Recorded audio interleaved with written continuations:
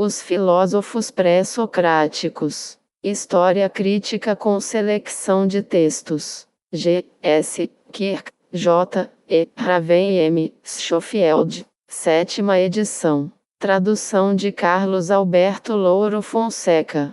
Prefácio à 2ª edição. Mais de 20 anos se passaram já desde que surgiram pela primeira vez os filósofos pré-socráticos. A partir de então foram muitas vezes reimpressos, com correções de menor monta, até 1963. As reimpressões posteriores não sofreram qualquer alteração. Durante os últimos anos, G. S. Kirk e J. E. Raven deram-se conta de que em breve seria necessária uma edição basicamente revista, se é que ela não estava já em atraso. Dado que a saúde de J. E. Raven não era das melhores e que os seus interesses no campo da investigação se tinham orientado exclusivamente para a botânica, pediu a G. S. Kirk que ponderasse a questão e sugerisse um terceiro membro para a equipa. Ora, acontece que a parte do livro inicialmente da autoria de J.R. requeria uma profunda revisão, devido aos novos rumos tomados pela investigação. Por outro lado, também GSK tinha vindo a trabalhar em outros campos e, nestas circunstâncias, necessitava de um colaborador no auge da tarefa. Em 1977, M. Schofield concordou em participar na empresa, com pleno acordo dos 3 investigadores sobre o modo como o trabalho deveria ser levado a cabo. Grandes e importantes são as alterações desta nova edição. M. Schofield reescreveu por completo os capítulos respeitantes aos eleáticos e pitagóricos, devido principalmente às investigações dos filósofos analíticos no que toca aos primeiros, e as de Walter Burcert, em particular, sobre os segundos, investigações que requereram uma nova avaliação dos pontos de vista de Cornford Raven sobre as relações entre as duas escolas. Alckmel foi incluído nestes capítulos. Semelhantemente, M.S. reescreveu por inteiro o capítulo sobre Empédocles, a fim de ter em conta não apenas as reinterpretações de J. Bolak, G. Zuntz e outros estudiosos, como ainda a controvérsia que elas provocaram. Esperamos que a disposição dos fragmentos de Empédocles, na sua provável ordem original, resulte mais útil para o leitor. O capítulo sobre Anaxágoras, por outro lado, mantém-se, em grande parte, como J.R. o escreveu. M.S. indicou em notas de rodapé, veja-se, a este propósito, o seu An Essay on Anaxagoras, Cambridge, 1980, em que medida as suas soluções poderão ser, num ou noutro ponto, diferentes, mas foi desejo dos 3 autores que este capítulo se mantivesse globalmente inalterado. Também Arquelau não sofreu modificação, e Diógenes foi ampliado de uma simples nota de rodapé. Sobre os atomistas, M.S. reescreveu as secções respeitantes aos principais metafísicos, aos átomos e ao vácuo, e ao peso dos átomos, para ter em conta as investigações de D. J. Furley, J. Barnes, D. O'Brien e outros, e ainda as secções sobre epistemologia e ética. A parte respeitante à ética foi, em grande medida, obra do Dr. J. F. Procopé, a quem expressamos os nossos mais calorosos agradecimentos. A primeira parte do livro foi inteiramente revista por GSK, mas com escassas alterações na sua redação global. O capítulo I, sobre os precursores, sofreu um novo arranjo, tendo sido abreviado e simplificado em alguns pontos, e apresenta secções adicionais relativas ao novo material órfico, ao fragmento cosmogônico de Alckmin e à transição do mito para a filosofia. Sobre os Milésios, Xenófanes e Heraclito, tem havido um acervo de publicações no último quarto de século, mas as consequências de tal facto têm sido menos significativas, se as compararmos com as das investigações sobre os pitagóricos, eleáticos e Empédocles. Tiveram-se em conta as contribuições, em particular, de C.H. Kahn, sobre Anaximandro e Heraclito, de J. Barnes e W. K. C. Guthrie, mas a interpretação e a apresentação, não obstante numerosas modificações de pormenor, não foram muito drasticamente alteradas. Tudo isto reflete uma convicção geral de que o livro não devia ser radicalmente modificado na sua abordagem e ênfase das matérias, excepto quando estritamente necessário. E bem assim, a opinião pelo menos de G.S.K., de que apesar de toda a poeira da batalha, os reais progressos no tocante a estes primeiros pensadores têm sido bastante reduzidos. Uma evidente melhoria, em especial para os muitos leitores que se servem mais das traduções que dos textos gregos, consistiu em as introduzir no corpo do texto. A bibliografia foi atualizada, e o novo Index Locorum é obra de N. U. Sullivan, a quem os autores estão profundamente agradecidos, como agradecidos estão também aos editores e impressores pela sua ajuda e pelo seu cuidadoso tratamento de um texto relativamente complicado. Mas e os autores quer dizer, com pesar, os que ainda sobrevivem, porquanto J.R. faleceu em março de 1980, com 65 anos de idade. Os seus notáveis dotes e a sua cativante personalidade estão bem evidenciados em John Ravenby's Friends, publicado em 1981 pela viúva Fayette Raven, em Dockhams Manor, Shepherd, Herts, Inglaterra. Num tom bem mais alegre, é com prazer que dedicamos uma vez mais este livro ao professor F. H. Sandbach, cujo profundo saber é ainda melhor apreciado nesta obra do que o foi na primeira edição. Prefácio à primeira edição.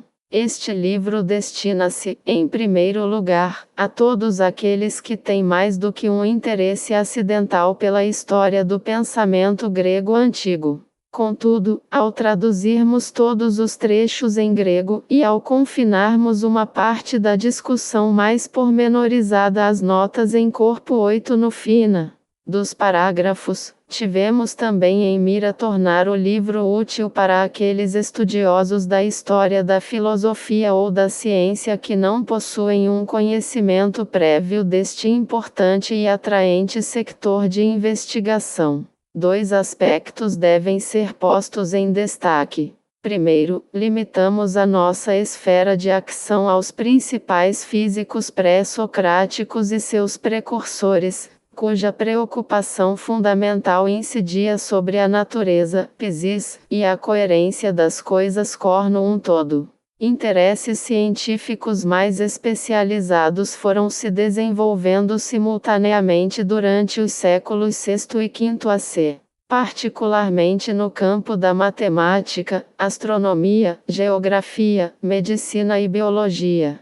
Mas por falta de espaço e, até certo ponto, por carência de testemunhos, não avançamos nestas matérias para além das preocupações dos principais físicos. Excluímos também os sofistas, cuja positiva contribuição filosófica, frequentemente exagerada, assenta fundamentalmente nos campos da epistemologia e da semântica. Em segundo lugar, não foi empenho nosso apresentar uma exposição necessariamente ortodoxa, se é que uma tal exposição é possível num campo em que as opiniões estão tão rapidamente a mudar. Mas preferimos, em muitos dos casos, propor as nossas próprias interpretações de pontos controversos, e tentamos sempre proporcionar ao leitor os principais elementos para poder formar a sua própria opinião.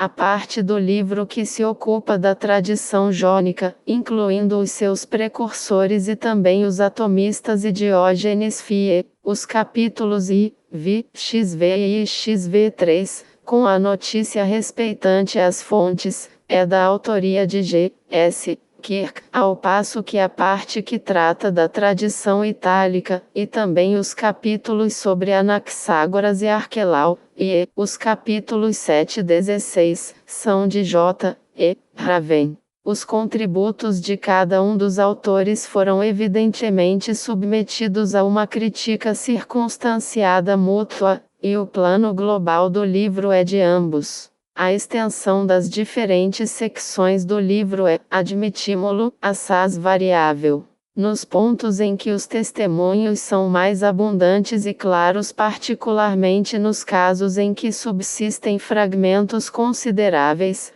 como por exemplo no tocante a Parmênides, o comentário pode ser naturalmente mais breve. Onde os testemunhos são mais escassos e menos claros, como, por exemplo, no caso de Anaximandro ou dos pitagóricos, as nossas próprias explicações têm de ser forçosamente mais longas e complicadas. O capítulo I em particular, que versa uma parte da matéria que é frequentemente descurada, talvez seja em certos aspectos mais pormenorizado do que a sua importância básica requer, e aconselhamos os não especialistas a deixá-lo para o fim. Citamos apenas os textos mais importantes, e esses numa seleção inevitavelmente pessoal. Para uma coleção quase completa de fragmentos e testemunhos, o leitor deverá consultar H. Diels, Die Fragmente der Vorsokratiker,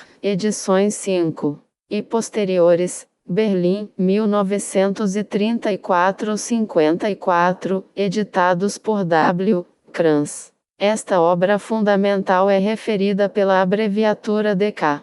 Nos lugares em que uma numeração com DK e G, DK 28 a 12, é acrescentada a referência de um passo citado no presente trabalho, isso significa que DK, na secção indicada, cita do passo em questão mais do que nós. Omitimos as referências DK, onde se dá menos, ou não mais, do texto, e também no caso dos fragmentos, quando o número do fragmento, sempre na numeração de Diels, o mesmo do da respectiva secção B em DK. Nos casos em que ocorrem aditamentos em textos citados, sem outra indicação, é porque eles são habitualmente de Diels, e podem ser referidos às notas textuais de DK. Estamos naturalmente em dívida para com muitos amigos nossos pelas suas sugestões e ajuda. E também, escusado seria dizê-lo, para com os autores que nos precederam, como Zeller, Burnett, Cornford, Rose e Chernis. Muitas destas dívidas encontram-se registradas no texto. No respeitante a conselhos e assistência de ordem tipográfica, somos devedores do pessoal da imprensa da Cambridge University Press. H. Lloyd Jones e R. D. Matthewson leram as provas e fizeram-nos grande número de valiosas sugestões. Uma outra contribuição relevante foi nos dada por F. H. Sandbach, cujos numerosos comentários, sagazes e eruditos, ao esboço final desta obra foram da maior valia, e a quem, como modesta oferta, nós gostaríamos de dedicar este livro. Nota introdutória. As fontes da filosofia pré-socrática. A. Citações diretas. Os fragmentos dos pensadores pré-socráticos que chegaram até nós conservam-se como citações em autores antigos posteriores, desde Platão, no século IV AC, até Simpsio, no século VI DC. E ainda, em raros casos, em escritores bizantinos tardios, como João Tzetzes. A data da fonte em que ocorre a citação não evidentemente, um guia seguro quanto à sua exatidão. Assim, Platão é, como se sabe, negligente nas citações que faz de todo o tipo de fontes. Não raro mistura citação com paráfrase, e a sua atitude para com os predecessores não é frequentemente objetiva, mas jocosa ou irônica. Por outro lado, o neoplatônico Simplício, que viveu um bom milênio depois dos pré-socráticos, fez citações longas e manifestamente exatas, em particular de Parmênides, Empédocles, Anaxágoras e Diogênes de Apolônia. Não por uma questão de adorno literário, mas porque nos seus comentários à Física e ao Dicaelo de Aristóteles considerou necessário, para expor as opiniões de Aristóteles a respeito dos predecessores, transcrever as suas próprias palavras. Por vezes, Simplício levou este processo mais longe do que era necessário, porque, conforme ele próprio declara, uma determinada obra antiga se tinha tomado bastante rara. Aristóteles, como Platão, fez citações diretas relativamente escassas e o seu principal merecimento reside nos resumos e críticas que faz dos primeiros pensadores. Tirante Platão, Aristóteles e Simplício, podemos selecionar, como dignas de menção especial, as seguintes fontes de excertos verbatim. E Plutarco, filósofo acadêmico, historiador e ensaísta do século II d.C., incluiu, nos seus extensos ensaios morais, centenas de citações, muitas vezes por ele desenvolvidas, interpoladas ou parcialmente refundidas, dos pensadores pré-socráticos. E, sexto empírico, filósofo séptico e físico dos finais do século II d.C., expôs as teorias de Enesidemo, que viveu uns 2 séculos antes e que, por sua vez, se baseou, em grande medida, em fontes helenísticas. Sexto cita numerosos passos antigos relativos ao conhecimento e fidedignidade dos sentidos. E Clemente de Alexandria, chefe erudito da escola catequética, viveu na segunda metade do século II d.C., e nos primeiros anos do terceiro. Apesar de convertido ao cristianismo, Clemente manteve, no entanto, o seu interesse pela literatura grega de todos os gêneros e usou de um amplo saber e de uma singular memória para ilustrar as suas comparações entre paganismo e cristianismo com frequentes citações de poetas e filósofos gregos, mormente no seu Protrepticus e nos 8 livros dos Stromaeis ou Miscelâneas. Hipólito, teólogo radicado em Roma no século III d.C., escreveu uma refutação de Iodas às heresias em 9 livros, em que atacava as heresias cristãs, acusando-as de serem revivescências da filosofia pagã. A heresia noeciana, por exemplo, era, segundo ele, uma restauração da teoria de Heraclito sobre a coincidência dos contrários, disputa que Hipólito tentou fundamentar mediante a citação de não menos de 17 aforismos de Heraclito, muitos dos quais teriam ficado, de outro modo, desconhecidos. Diógenes Laércio compilou, provavelmente no século III d.C., as vidas de filósofos célebres em 10 volumes, obra superficial mas importante para o nosso ponto de vista. Nas notícias biográficas e doxográficas, derivadas sobretudo de fontes helenísticas, incluiu ocasionais e breves citações.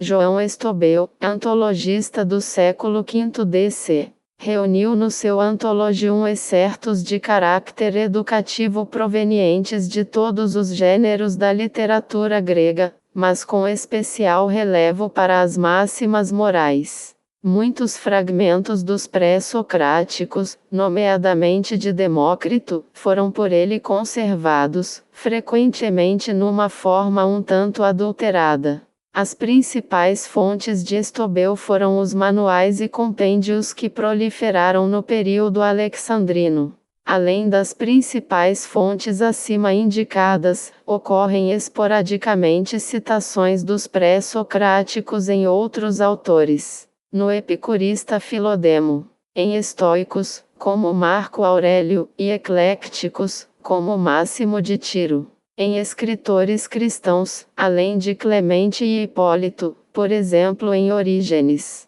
Ocasionalmente em Écio, veja-se b. 4b. As citações diretas em Écio são raras. Em autores técnicos, como o médico Galeno, o geógrafo Estrabão e o antologista de alimentos e bebidas Ateneu. E, não menos importante, em escritores neoplatônicos, desde Numênio, Plotino, Porfírio e Lâmblico, os dois últimos escreveram sobre Pitágoras, até Próclo e, evidentemente, o inestimável Simplício. Para concluir estas notas sobre as fontes de citações diretas, força é salientar que o autor de uma citação direta não precisava de ter visto a obra original, porquanto epítomes, antologias e compêndios de toda a espécie, conhecidos desde Lpias, p. 93, n. 2, o elaborados em Lurgúoscula nos 3 séculos que se seguiram à fundação de Alexandria,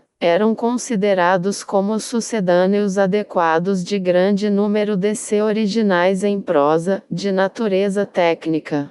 B. Testemunhos. 1. Platão é o mais antigo comentador dos pré-socráticos, se bem que já houvesse referências ocasionais em Eurípides e Aristófanes. Os seus comentários, contudo, são na maior parte apenas fortuitos e inspirados, como muitas das suas citações, pela ironia ou por intenções lúdicas. É assim que as suas referências a Heraclito, Parmênides e Empédocles são na maioria dos casos despreocupados obter dieta, além de parciais ou exagerados, em vez de sóbrios e objetivos juízos históricos. Desde que reconheçamos este facto, Platão tem para nós grande valor como fonte de informação. Um passo do Fedon, 96 ss.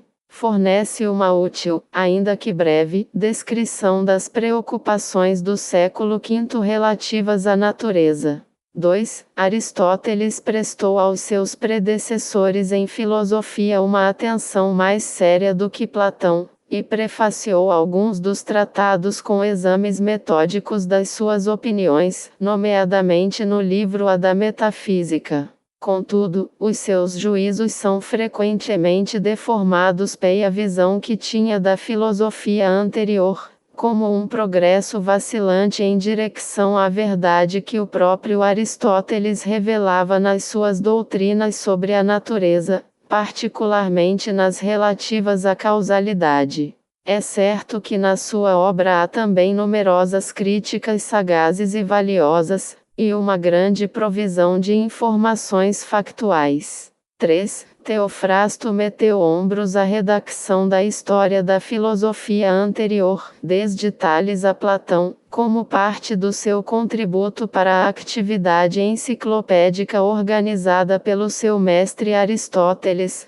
tal como Eudemo tomou a seu cargo a história da teologia, da astronomia e da matemática, e Menon a da medicina. Segundo a lista das suas obras, elaborada por Diógenes Laércio, Teofrasto escreveu 16, ou 18, livros de opiniões de física, ou opiniões dos físicos. Estes foram mais tarde condensados em 2 volumes. Apenas o último livro, sobre as sensações, subsiste na sua maior parte. Porém, excertos importantes do primeiro livro, sobre os princípios materiais, foram transcritos por Simplício nos seus comentários à Física de Aristóteles. Alguns destes excertos foram colhidos por Simplício nos comentários, hoje perdidos, da autoria do importante comentador peripatético Alexandre de Afrodísias. Neste primeiro livro, Teofrasto ocupava-se dos diferentes pensadores, numa ordem cronológica aproximada, acrescentando-lhes o nome da cidade, o patronímico e, uma que outra vez, a data ou as relações mútuas. Nos demais livros, a ordem era cronológica apenas dentro das principais divisões lógicas. Além da história geral, Teofrasto escreveu obras especiais sobre Anaxímenes, Empédocles, Anaxágoras, Arquelau e, em vários volumes, sobre Demócrito. Infelizmente, todas elas se perderam. É de supor que Teofrasto não se tenha poupado a esforços para consultar as fontes originais sobre estes pensadores. Contudo, a avaliar pelas provas de que dispomos, os seus juízos, até mesmo sobre eles, foram muito frequentemente auridos diretamente em Aristóteles, sem grandes esforços para exercer uma crítica nova e objetiva. 4. A tradição doxográfica. A. Suas características gerais. A grandiosa obra de Teofrasto veio a ser para o mundo antigo a autoridade padrão sobre a filosofia pré-socrática, e está na origem da maior parte das coleções posteriores de opiniões, o Osmo, o Évora ou Placita. Estas coleções tomaram diferentes formas, e, em reproduções cercanas do arranjo de Teofrasto, cada tópico principal era considerado numa secção à parte, sendo os diferentes pensadores tratados sucessivamente dentro de cada secção. Este foi o método seguido por Écio e pela sua fonte, os Vetusta Placita, veja-se p. Svu. E os biodoxógrafos consideraram conjuntamente todas as opiniões de cada filósofo, fazendo-as acompanhar de pormenores da sua vida, fornecidos, em larga escala, pela imaginação febril de biógrafos e historiadores helenísticos, como Hermipo de Esmirna, Jerônimo de Rhodes e Neantes de Císico.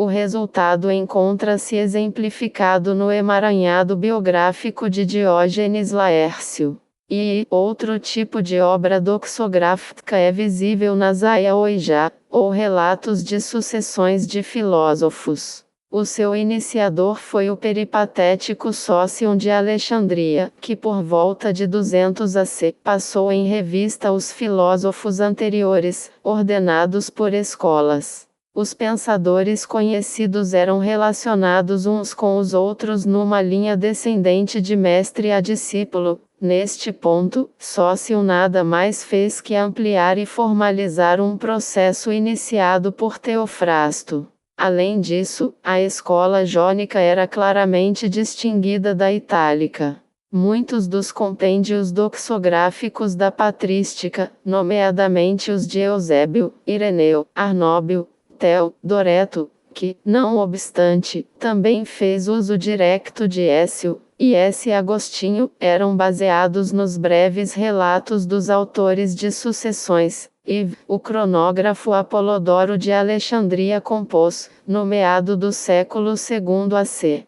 uma relação em verso das datas e opiniões dos filósofos. Esta apoiava-se, sob determinados aspectos, na divisão em escolas e mestres, de Sócio, sob outros, na cronologia de Eratóstenes, que judiciosamente atribuíra datas a artistas, filósofos e escritores, assim como a acontecimentos políticos. Apolodoro preencheu as lacunas deixadas por Eratóstenes, segundo princípios muito arbitrários. Supôs que a acme de um filósofo, ou período culminante da sua atividade, ocorreria aos 40 anos de idade, e fazia-a coincidir o mais aproximadamente possível com um número determinado de épocas cronológicas mais importantes, como, por exemplo, a tomada de Sardes, em 546 5 AC, ou a fundação de Túrios, em 444 3. Além disso, fez sempre um pretenso discípulo 40 anos mais novo do que o seu suposto mestre.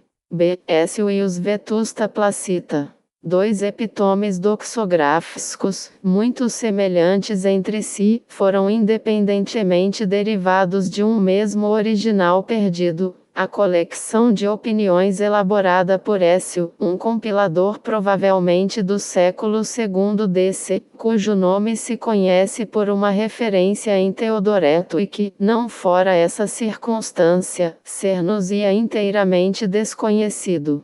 Os ditos compêndios são o epítome de opiniões de física, em 5 livros, que falsamente reivindica a autoria de Plutarco. E os extractos de física, que aparecem, na sua maior parte, no livro 1 do Antoiogium de Estobel. Da primeira destas obras, que teve uma ampla divulgação, provém algumas das informações do Pseudo-Galeno, de Atenágoras, Aquiles e Cirilo.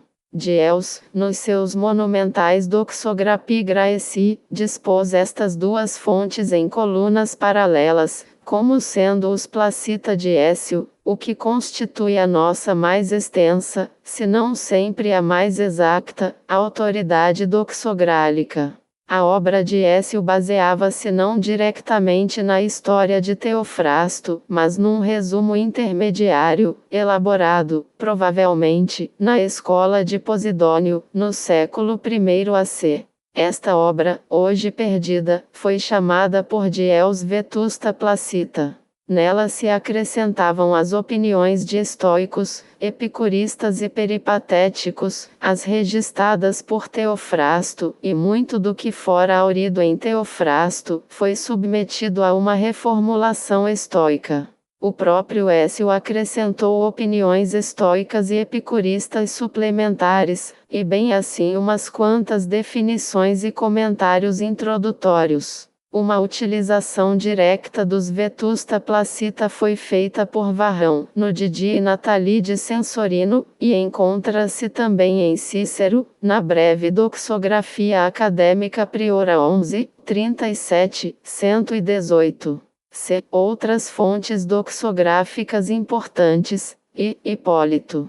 O primeiro livro da sua refutação de todas as heresias, o chamado Philosopoumena, outrora atribuído a Orígenes, é uma biodoxografia cora informações desgarradas dos principais filósofos. As secções sobre Tales, Pitágoras, Empédocles, Heraclito, os eleatas e os atomistas provêm de um resumo biográfico banal e tem pouca valia. Ao contrário do que acontece com as secções dedicadas a Anaximandro, Anaxímenes, Anaxágoras, Arquelau e Xenófanes, que derivam de uma fonte biográfica mais completa e muito mais valiosa. Em muitos pontos, os comentários sobre o segundo grupo são mais circunstanciados, e menos imprecisos, que os correspondentes em Écio. E, o Stromateis do Pseudopluiarco.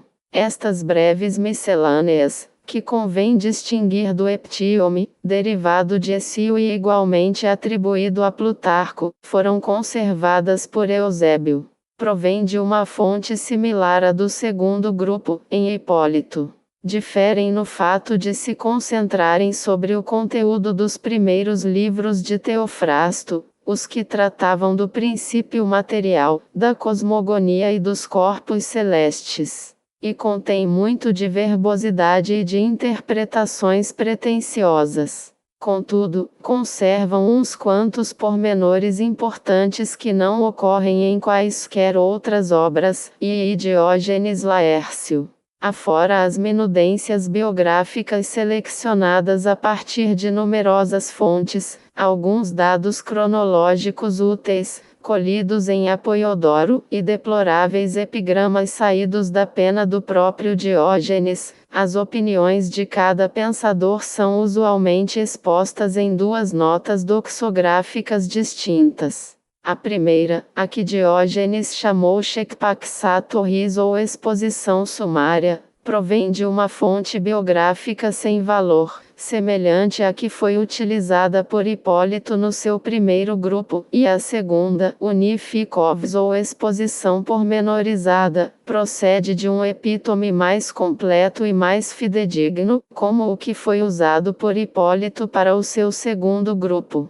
5. Conclusão. Importa recordar que muitos autores, que não dependiam da tradição teofrástica direta, consagraram, como é sabido, obras especiais aos primeiros filósofos. Por exemplo, o acadêmico do IV século AC, Heraclides Pôntico escreveu 4 livros sobre Heraclito, se outro tanto fez o estoico Cleantes. Ao passo que o discípulo de Aristóteles, Aristóxeno, escreveu biografias, em que se incluía uma de Pitágoras. Por isso mesmo, convém fazer uma concessão à possibilidade de aparecerem juízos isolados, neo-teofrásticos, cm fontes eclécticas tardias como Plutarco ou Clemente. Se bem que a maior parte desses juízos, que nos é possível reconhecer como tais, apresentem, no entanto, indícios de influência aristotélica, ou estoica, epiorista, ou séptica.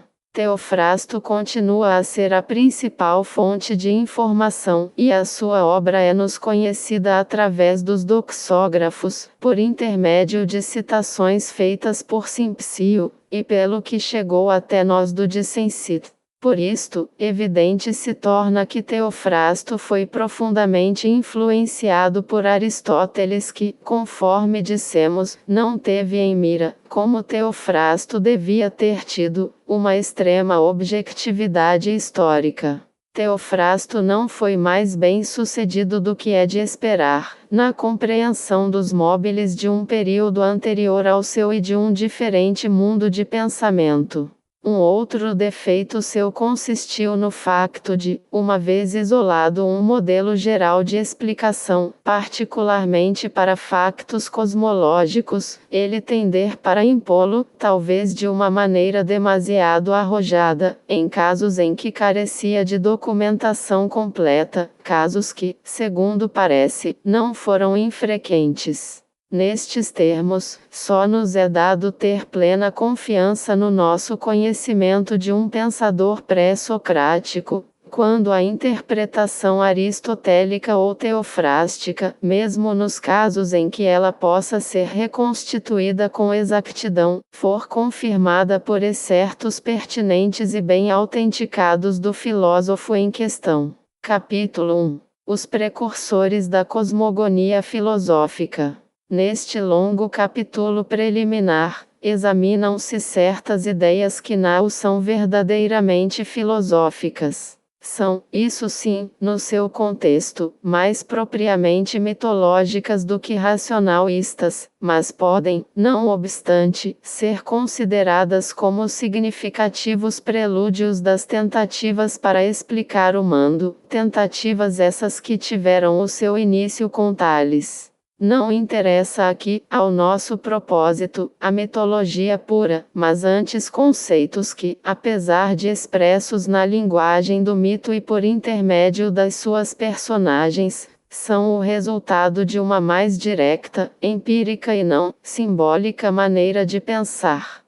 Estes modos quase racionalistas de encarar o imundo dizem respeito, na maioria dos casos, à fase mais recuada da sua história, e começam verdadeiramente com o seu nascimento ou criação, ao mesmo tempo que coincidem com o esforço, realizado da forma mais notável por Hesíodo na Teogonia, para sistematizar as múltiplas divindades da lenda, ao fazê-las descender de um antepassado comum ou de um par de antepassados, nos começos do mundo. Contudo, a investigação ativa acerca da ascendência do mundo, quer ela fosse principalmente mítica, como em Hesíodo, quer sobretudo racional, como nos filósofos milésios, deve ter sido continuada apenas por uma minoria. A estrutura geral do mundo presente, âmbito comum de experiência, era de mais amplo interesse. E neste campo, parece ter sido largamente aceite uma perspectiva comum, simplista e extrovertida, se bem que parcialmente mítica. Ela surge, de tempos a tempos, em Homero, e é sumariamente descrita no 1. Nos 2 e 3 examinam-se dois conceitos a que os próprios gregos atribuíram mais tarde importância cosmogônica. Os de Oceanos e de Nix, noite. Os 4, 5 e 6 ocupam-se de 3 temas especiais, todos de caráter essencialmente não filosófico, mas que tratam de aspectos cosmogônicos. Primeiro, as diversas ideias cosmogônicas associadas a Orfeu. Seguidamente, a teogonia de Hesíodo. Depois, os intrigantes pontos de vista de Alcmance, numa extensão de certo um tanto desproporcionada, de Fereides de Cyrus. Por último, no 7 surge uma breve reflexão sobre os passos que foram necessários dar para que se transitasse para uma atitude mais inteiramente racional. Em um ou outro ponto, faremos referência à mitologia comparativa de antigas culturas próximo-orientais, particularmente da babilônica, da egípcia e da hitita.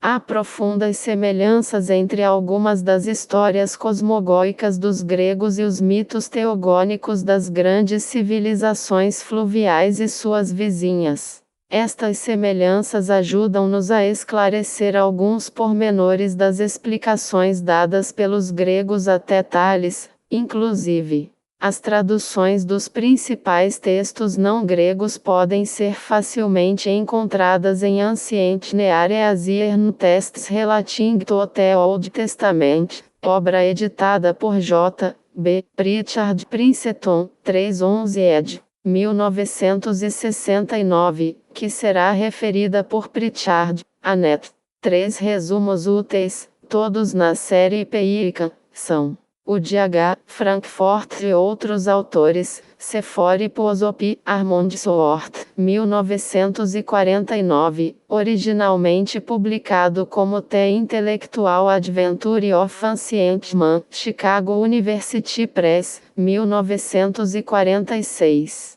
O de O. R. Gurney, Theetitis, Armand Swart, ed. Rev. 1961. E o de G. S. Kirk, The Nature of Greek Myths, Armand Swart, 1974. Cap. Pouco se dirá neste capítulo sobre o desenvolvimento do conceito da alma.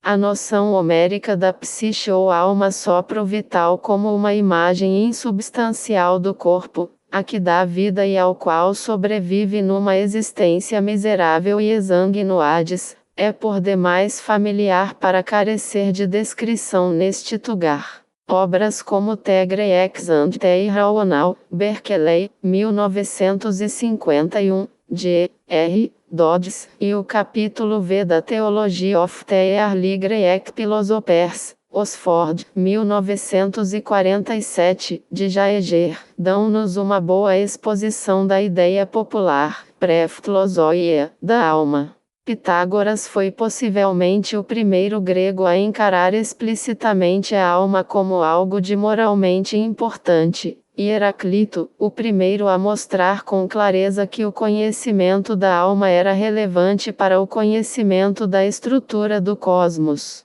Contudo, a ideia de que a substância da alma era aparentada com o éter, ou com a substância dos astros, existia há já algum tempo, segundo parece concluir-se de contextos poéticos do século V a.C. Como parte de um conjunto complexo de crenças populares, a par da distinta concepção homérica de uma alma sopro-vital. Estes antecedentes serão resumidos nos capítulos sobre Tales, Anaximenes e Heraclito. O principal objetivo dos mais antigos e deliberados esforços para explicar o mundo continuou a ser o da descrição do seu desenvolvimento a partir de um começo simples e, por conseguinte, inteiramente compreensível. As questões atinentes à vida humana afiguravam-se como pertença de um tipo diferente de investigação, mais propriamente, da tradição poética, em que as hipóteses herdadas do passado, apesar de por vezes inconsistentes, eram ainda consideradas válidas. Além disso, o estado originário do mundo e o método pelo qual se diversificou foram frequentemente concebidos antropomorficamente, em termos de um progenitor ou par de progenitores. Esta tentativa de explicação genealógica persistiu mesmo depois do eventual abandono, por parte dos filósofos milésios, da estrutura mitológica tradicional discutida no 7. Parte da originalidade de Heraclito consistiu na total rejeição de uma tal atitude. Uma visão ingênua do mundo. Uma concepção popular da natureza do mundo, de que é possível encontrar vestígios, principalmente em referências dispersas em Homero, é aproximadamente como se segue. O céu é um hemisfério sólido, como uma tigela. A noção de solidez, assim como a de brilho, é transmitida, provavelmente, por estes epítetos referentes a metais. É o céu que cobre a terra circular e plana. A parte inferior do espaço entre a terra e o céu até as nuvens, inclusive, contém umso ou bruma. A parte mais elevada, por vezes também chamada ovgavoz propriamente dito, é a éter, o ar superior, reluzente, que é concebido, uma que outra vez, como ígneo. Na 288, o abeto, através do aer, chegava até ao aiter. Por baixo da sua superfície, a terra estende-se até uma grande profundidade, e tem as suas raízes no, ou por cima do, Tártaro. Homero 11, 8, 13, fala Zeus. Ou agarro nele e o precipito no brumoso Tártaro, bem longe, onde se encontra o abismo mais profundo no interior da terra. Aí estão os portões de ferro e o limiar de bronze, tão abaixo do Hades, quanto o céu dista da terra. 2 Hesíodo Teogonia 726. 2 Ao seu do Tártaro redor corre uma muralha de bronze, e a toda a volta, a noite em tríplice fileira se derrama, em torno da garganta. E por cima estão as raízes da terra e do mar estéril. O recinto do Tártaro é, pois, de bronze, e, por conseguinte, irme, inabalável, como o céu. A simetria reflete-se também na equidistância entre o céu e a superfície da Lerci, se a superfície desta e os seus alicerces, dado que Hades no último verso de I parece uma variante ilógica de um original terra, como na Teogonia 720, tão no interior da terra, quanto o céu dista dela, havia uma certa imprecisão no tocante à relação entre o Hades, o Érebo e o Tártaro, muito embora o Tártaro fosse certamente a parte mais profunda do inframundo. A simetria entre o inframundo e o supramundo não era evidentemente completa.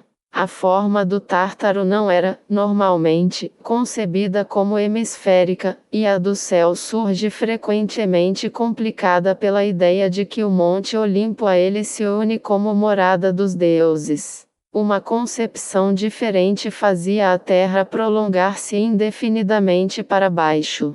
3 Xenófanes Fr. 28, 180, da Terra é este o limite superior que nós vemos aos nossos pés, em contato com o ar. Mas a sua parte inferior continua indefinidamente. É esta uma formulação posterior, mas ainda mais popular que intelectual. Em torno da orla do disco terrestre, segundo a visão simplista, corria o vasto rio Oceanos. Este conceito teve uma importância considerável no pensamento pré-científico grego, e é discutido na secção imediatamente a seguir. 2. Oceanos. E, como rio que circunda a terra, e fonte de todas as águas. 4 Homero li. 18, 607, Hefesto, sobre ele coloca a grande força do rio Oceanos, ao longo da cerca dura extrema do escudo bem trabalhado. 5 Heródoto 4, 8 Os gregos sustentam com palavras que Oceanos, que tem a sua origem nas regiões onde o sol se ergue, flui em redor de toda a terra, mas não fornecem desse facto uma demonstração concludente. 6 Homero. 21, 194, Zeus, a ele nem mesmo se compara o nobre Aquelou, nem a grande força de oceanos de profunda corrente, do qual, evidentemente, dimanam todos os rios e todo o mar e todas as nascentes e poços profundos. que oceanos rodeia a superfície circular da Terra, ainda que os poemas homéricos o não declarem explicitamente. É o que nos sugerem os passos 4, onde o escudo feito para Aquiles é obviamente considerado como sendo redondo, e 8, e alguns dos epítetos aplicados a oceanos, especialmente que corre para trás, o que provavelmente significa que reflui sobre si mesmo. Passos há em Eurípides e em outros autores que mostram, do mesmo modo que em Heródoto, 5, que a ideia de um oceano circundante e circular era amplamente aceita. Contudo, um emprego mais livre, como um vasto mar exterior, tinha já começado a aparecer ocasionalmente em Homero, em especial na Odisseia. O trecho 4 descreve oceanos como um rio, e esta era também uma opinião comumente aceita. Frequentes são as referências às correntes, ou de oceanos. Assim sendo, era provavelmente composto de água doce. E 6 descreve-o como nascente de todas as águas, tanto doces como salgadas, que estão compreendidas dentro da sua órbita, à superfície ou debaixo da Terra. A noção de que a água salgada é simplesmente água doce de certo modo temperada pela Terra foi geralmente defendida no período científico. A ideia do rio que rodeia a Terra difere dos demais elementos da visão popular do mundo no facto de se não basear tão claramente na experiência. O céu parece hemisférico e, para certos olhos, impenetrável. Por esse motivo é chamado de bronze e considerado como sendo semelhante ao gelo ou sólido, mesmo por Anaxímenes e Empédocles. A Terra parece plana, e o horizonte, circular. Contudo, a experiência não pode sugerir tão facilmente que o horizonte mais remoto seja delimitado por um rio de água doce.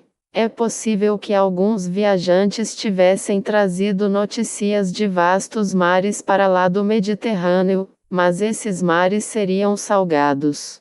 As fontes a borbulhar da Terra podem sugerir rios subterrâneos, mas esse facto não implica necessariamente a ideia de um rio circundante. Força é, pois, admitir a possibilidade de esta concepção particular se ter originado nas grandes civilizações fluviais do Egito e da Mesopotâmia, e de ter sido de algum modo introduzida na Grécia, onde recebeu uma forma helênica específica. Havemos de ver, p. 89 e s. que a ideia que Tales fazia da Terra a flutuar na água foi, por consequência, provavelmente importada. E as coincidências de pormenor entre as versões gregas de certos mitos e as versões babilônicas ou hititas provam que concepções não autóctones, quer da área egeia, quer de centros culturais próximos de povos de língua grega antes da sua entrada na Grécia, tinham já penetrado no pensamento grego mesmo ao tempo de Hesíodo, e provavelmente muito antes. Estas coincidências são discutidas de forma resumida a pp. 38 e s. As referências homéricas isoladas a respeito de oceanos como origem de todas as coisas aparecerão também, p. 10 e s. como alusão provável a ideias mitológicas não gregas. Nos relatos babilônicos e em algumas versões egípcias, a terra era considerada como estando em vias de secar, ou a emergir, o meio das águas primevas. Não é de estranhar que uma tal ideia se tenha desenvolvido na Mesopotâmia, onde a terra se formara certamente a partir dos terrenos pantanosos existentes entre os dois rios. Nem no Egito, onde a terra fértil emergia todos os anos, mal as cheias do Nilo baixavam. A terra que emerge de uma vastidão ilimitada de água primeva continuará a estar rodeada de água. Este facto parece fornecer um motivo plausível, embora não seguro, para a formação do conceito grego de oceanos. 2. Neste desenvolvimento popular do motivo da água primeva, A Terra é considerada como solidamente enraizada, uma vez emersa, e a vastidão ilimitada da água, que parece ter sido sempre concebida com um limite superior, uma superfície, é reduzida a um rio, vasto mas não necessariamente ilimitado. 3. 1 cf. A epopeia babilônica da criação, que teve origem, provavelmente no segundo milênio AC. Tabuinha I, 1:6, Pritchard, Annette, 60 e S. Quando nas alturas o céu ainda não tinha recebido nome, embaixo a terra firme ainda não tinha sido chamada pelo nome, nada a não ser o primordial Apsu, que lhes deu o ser, e Mumut Amat, aquela que a todos deu a luz, misturando-se às suas águas como um só corpo. Nenhuma choupana fora coberta de colmo, nenhum pântano tinha surgido. Apsu e Tiamat eram os princípios masculino e feminino da água primeva.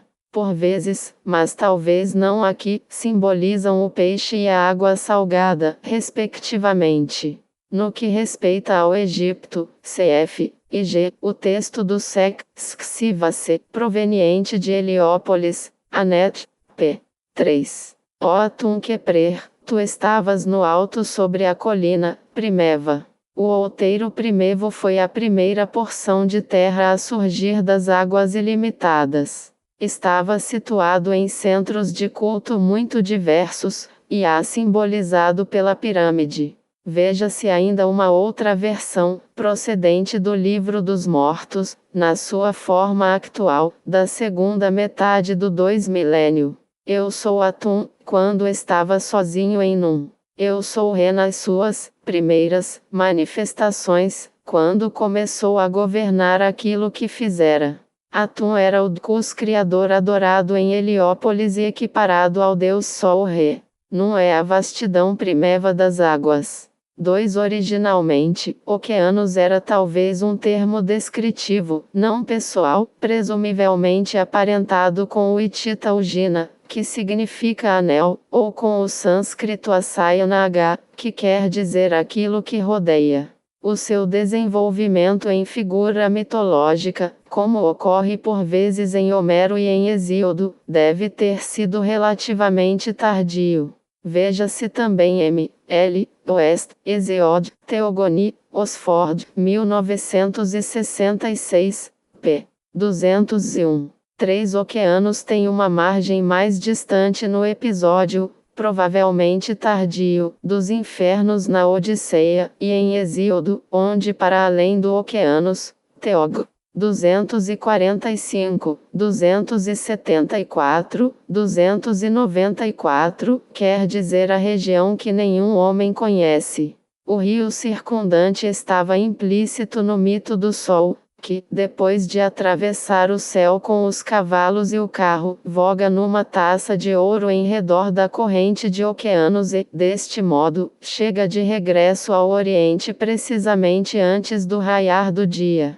7 Minermo Fr.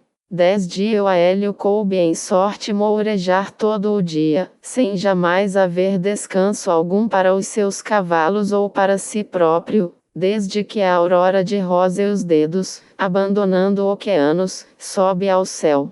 Pois a ele transporta-o através das ondas o leito encantador, côncavo e forjado pelas mãos de Hefesto, de ouro precioso e alado.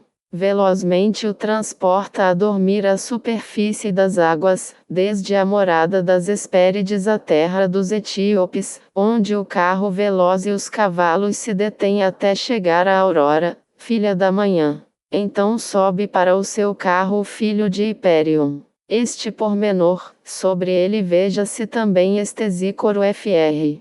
8:14 page, não é mencionado em Homero no Egito. Acreditava-se que o Sol viajava de Ocidente para Oriente num barco, através das águas subterrâneas, e esta crença pode ou não ter estado na origem da versão grega. Contudo, é possível que a escolha de uma taça ou tigela se baseie na forma redonda do próprio Sol. Isso gira uma tentativa de explicação mais empírica e não totalmente mitopoética. Em Heraclito, 224, o próprio Sol é descrito como uma tígda côncava cheia de fogo, e foi provavelmente uma explicação popular deste tipo que deu origem à concepção mais pictórica do Sol como auriga. O Sol ergue-se de Oceanos, o G. 2, VN 422, mas não há sugestão alguma de qualquer espécie de nave.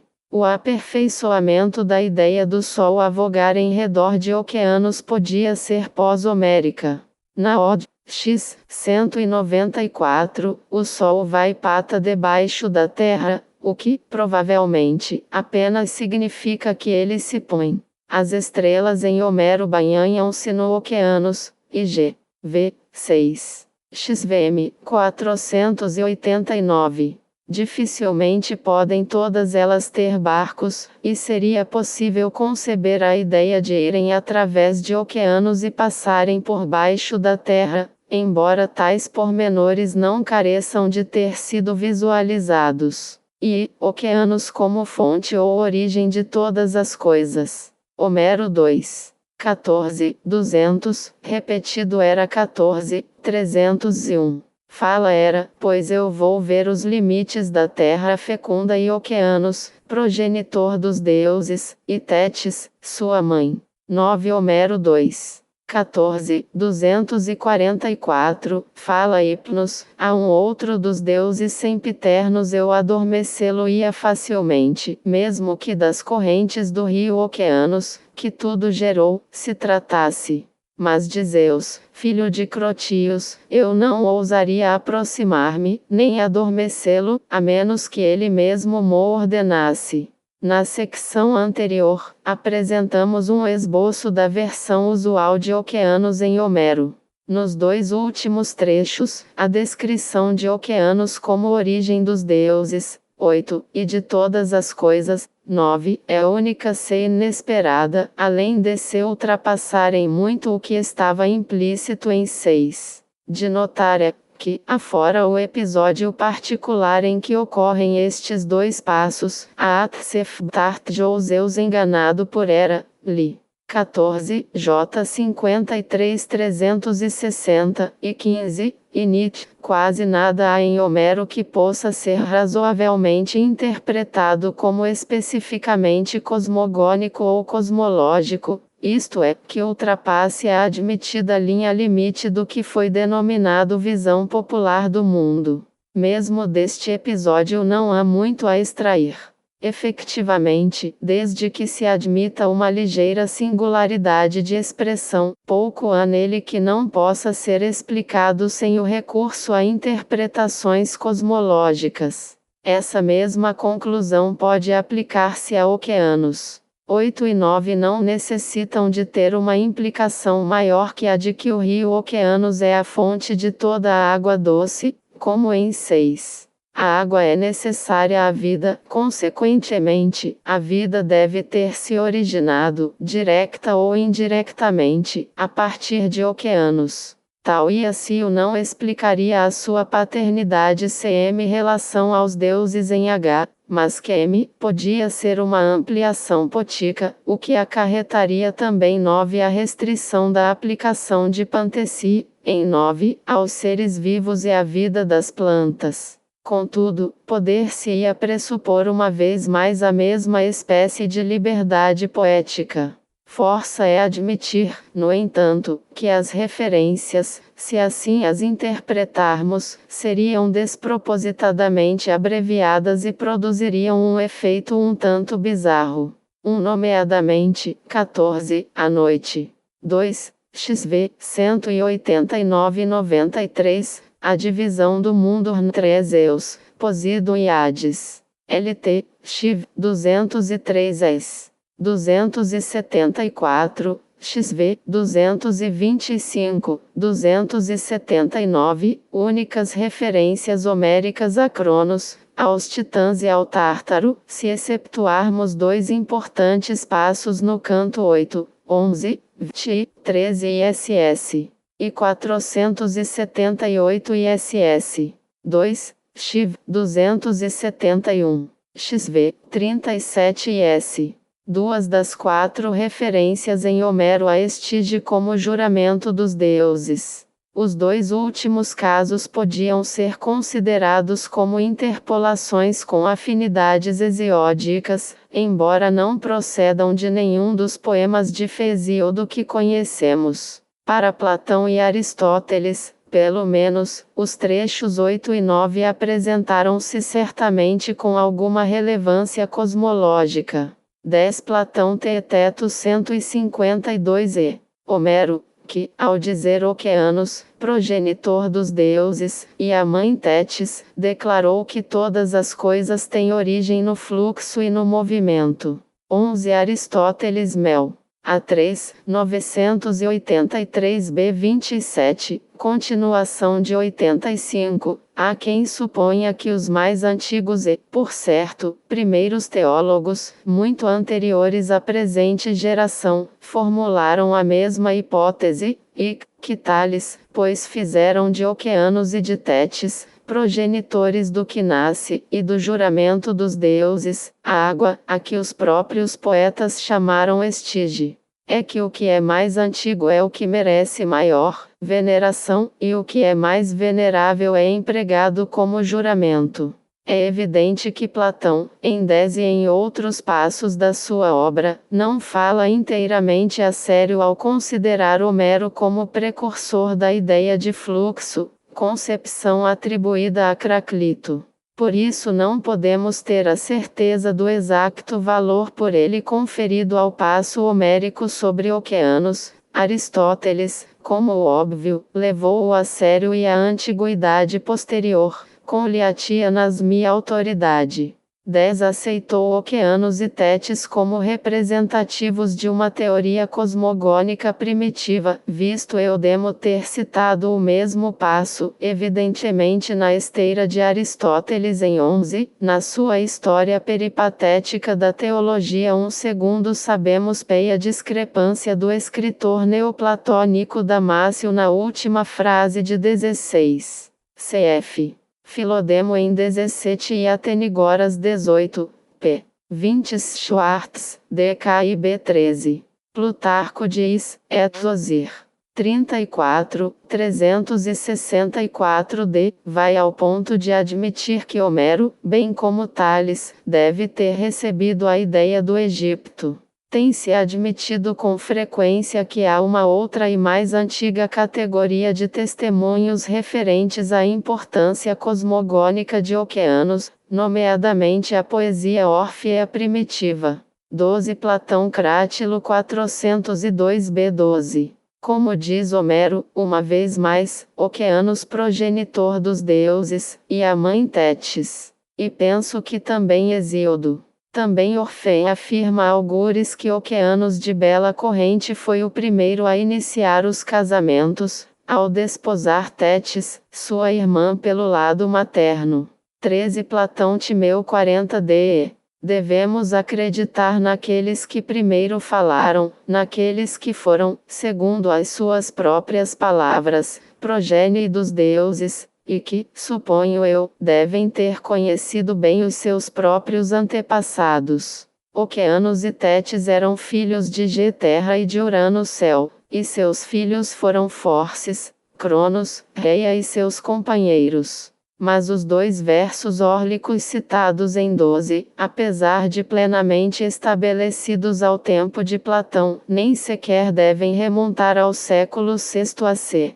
Veja-se, contudo, mais adiante, pp. 24 e ss. Para novos testemunhos de crenças órficas relativamente antigas. Em qualquer dos casos, o ponto de vista por eles expresso não apresenta necessariamente uma grande diferença do da teogonia de Hesíodo, conforme Platão possivelmente se deu conta. Nesses versos, Oceanos, Tétis e seus demais titãs nasceram de Gaia e Urano numa fase relativamente tardia do ponto de vista da produção cosmogônica, mas é no seu tempo que tem início a reprodução regular, por meios bissexuais, de figuras inteiramente individualizadas, em oposição aos componentes do mundo, como o Tártaro ou o Ponto. O trecho 13, cuja expressão progenie dos deuses mostra que Platão está a descrever uma ideia órfica, indica que, segundo essa visão, Oceanos e Tétis foram os pais dos titãs, entre os quais se inclui o par Cronos e Reia, teogonicamente fundamental, e não seus coevos, como na teogonia. É esta, provavelmente, uma outra razão para o Protos nos versos órficos de 12.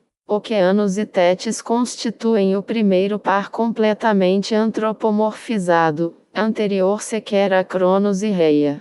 Hesíodo atribuíra menos importância a Oceanos do que seria razoável esperar, em vista, sobretudo, dos bem conhecidos passos homéricos 8 e 9. Por isso, é provável que as versões órficas tenham corrigido a versão hesiódica até ao ponto de situarem Oceanos e Tétis uma geração antes dos titãs. Não há provas que demonstrem a existência na Grécia, numa data relativamente recuada, de uma doutrina sistemática referente à prioridade cosmogônica de Oceanos. Hesíodo não fornece indicação alguma dela, e as conjecturas posteriores baseiam-se, segundo parece, em dois passos homéricos excepcionais, que nos foram legados como única prova direta de qualquer teoria cosmogônica do gênero.